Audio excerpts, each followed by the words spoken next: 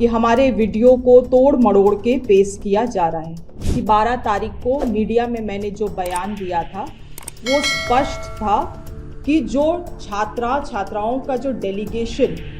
सरकार से मिलने के लिए गया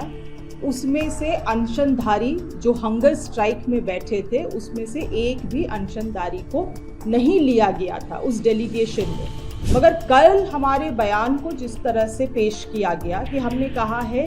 कि जो डेलीगेशन कमेटी थी उसमें कोई भी स्टूडेंट्स नहीं थे, मैं फिर से इस बात का खंडन कर रही हूँ। कल जेपीएससी जेसीसी रिफॉर्म मंच से हमारे संदर्भ में एक बयान दिया गया है।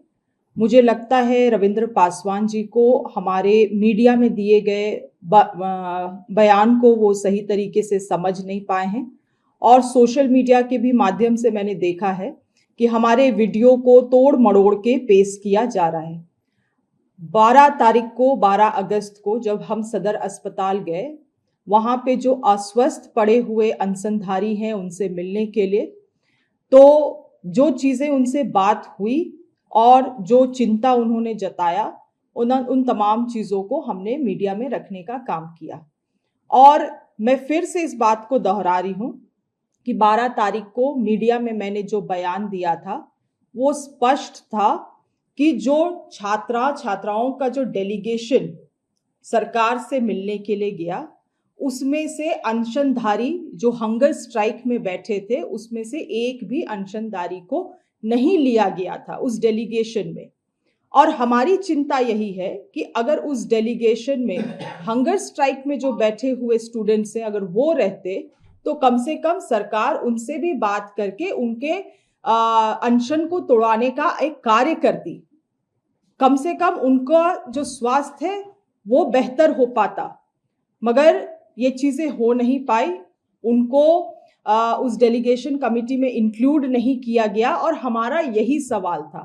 कि कम से कम जो छात्राएं लोग अनशन में बैठे हैं कम से कम उन्हें एक मौका मिलना चाहिए था सरकार से वार्तालाप करने का। कम से कम सरकार उनको उनका अनशन तोड़वाते हुए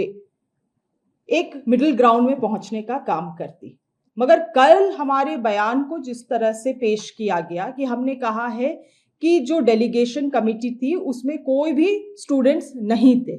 मैं फिर से इस बात का खंडन कर रही हूँ और अपने बयान में वापस जाते हुए 12 तारीख को जो मैंने मीडिया में बयान दिया था उसको स्पष्ट कर रही हूँ कि उस डेलीगेशन कमेटी में जो अनशनधारी बैठे हुए थे, जो भूख में थे, भूख हड़ताल में हैं, उनको शामिल नहीं किया गया। हमारा यही चिंता था और ये चिंता केवल उसी नजरिए से था कि अगर वो उस दिन रहते तो कम से कम ये बात नहीं होती कि सरकार ने उन अनशनधारियों से बात नहीं किया है। 12 तारीख को हम उनसे पहुंच के वार्तालाप किए हैं, उनसे रिक्वेस्ट किए हैं अपने अनशन को तोड़ने के लिए, क्योंकि अस्वस्थ होने के कारण वो लोग हॉस्पिटल पहुंचे हैं। लगातार हमारी मेडिकल टीम उनके ख्याल रख रही है।